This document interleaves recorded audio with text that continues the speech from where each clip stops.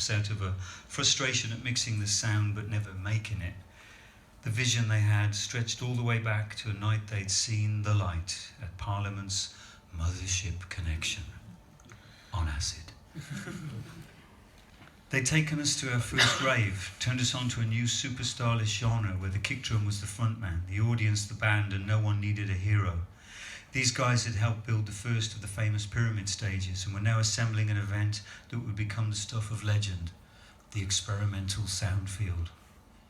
Even though Michael Eavis was understandably cautious about letting sound systems loose at his festival, he generously gave us our own field across the tracks at the foot of the hill, far from the main stage, exactly where we were at spiritually.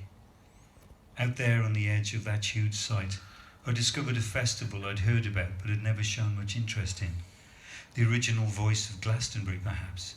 It had all seemed too earthy for my blinkered cravings for a fast-track pop career. This other Glastonbury had nothing to do with success, so had been of no interest. This was where outsiders belonged. It had taken me a long time to accept that I was one of them. Rick's nan's caravan was towed down from Essex for the last time, parked up in the hedge where the grass was permanently wet and smelled of piss. The boys from Hornchurch parked their vans on the opposite side, combat fatigues and scavenged wood for the long, cold nights ahead. Crates of Stella, smiles, raised tins, happy, dancing men. A 2-story scaffolding tower was erected in the middle of the field. 4 smaller towers formed a circle further out into the field to hold the PA, but unlike other systems, the speakers faced in, creating a ring of sound to wrap around the audience. Everybody would get it swept and clear with plenty of bass wherever they went. Outside of the PA, a huge semicircular cyclorama was erected to carry projections, transmitted from under the roof of the second tier of the central tower by old-school projectors and oil wheels. On the lower floor, a mixing desk was placed in full view, next to DJ decks and a couple of mics and Pink Floyd's quadraphonic mixer to send their sounds in whatever combination of directions felt good. In one corner of the lower tower, a compact electronic drum kit for our friend Trevor Morace. On the decks, Darren Emerson, Danny G and his mate Anton, Rick on electronics, vocoder, keys, mixer, John Newsham on the mix with Rick and me on guitar, harmonica and voice. No lights, no look at me, no back or front of stage. All of us were the band. There was no distinction between crew, live musicians or DJs. From Friday to Sunday night, people found us by word of mouth. It felt right. I had no idea what my place was in this ensemble, only that I mustn't be a front man. I was to remain part of the band, blend in, play my part, support the others where I could and shut up if I had nothing good to give. We played underworld tunes. The DJs dropped 12s and we jammed live along with them. They looked uncertain at first. We were transgressing, messing with their best plates. This was new territory for all of us. We were making it up in front of a crowd that was happy to come on the journey with us. That first night, we played until we ran out of ideas. It was okay to admit that too. You could leave the stage, wander off, come back when you had something to say, be a part of the crowd if you wanted, hear things from their perspective. I was being reprogrammed and it felt good. The Friday night finished early. I drifted back into the field from a break to hear quadraphonic birdsong, rippling lights, gently playing over happy bodies, lay in the grass, watching the stars. It remains one of the most truly magic moments in my life. Rick on the mixer working in that unique way he has of creating exquisite spaces with sound. The experience of that Friday, along with the feedback we'd received, made us realise that the crowd were hungry to dance through the night and there was nowhere else on site for them to do so. At the festival, a lot of people wanted to party, but that aspect of Glastonbury was still some years off. Late on Friday night, there had been a renegade sound system pumping hardcore from the outside of the metal fence that barricaded our field from the outside world. They'd been shut down and moved on, but we'd felt their tracks cut across our vibe and it spoiled the night a bit. They'd been sent packing, so Saturday night was all ours, and with a collective of DJs on board, we began building towards a full-on party. At some point, bursting from holding in the adrenaline, I spontaneously climbed up the tower while singing. The crowd liked it. Then I realised what I was doing, glanced back to the rest of the band. expecting frowns, but got smiles and thumbs up. You should do more of that, they said. A little confused, I stashed the idea for later, realising that perhaps I could go a little bit Iggy. But only if it brought something positive to the party. I was given a glimpse of how a next generation underworld could be. If this was the blueprint, it felt good. The night built and the audience swelled and surrounded us. No one heard a sound system like this or had ever experienced visuals so far out since the 60s.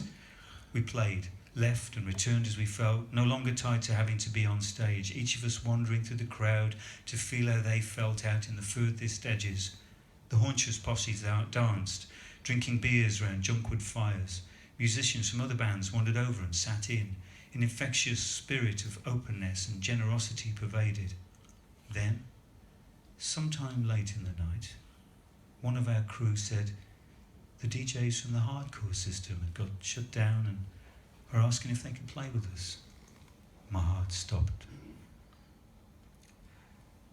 Yeah, something wasn't right. Darren Emerson was seducing the crowd. Everyone had their hands in the air. The whole place was smiling. The guys from the other system were smiling too. They dropped their 12 onto the decks, promising none of that dark stuff they'd been pumping the night before. They promised tunes that would slip right into our set to make us feel well, sweet and chilled.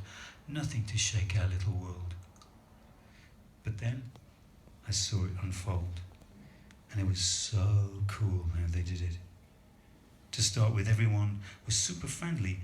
Then they turned, and we were being taken over, boarded by pirates, and there was nothing we could do. They mutated into a completely different crew to the peace, love and trance family of the experimental sound field.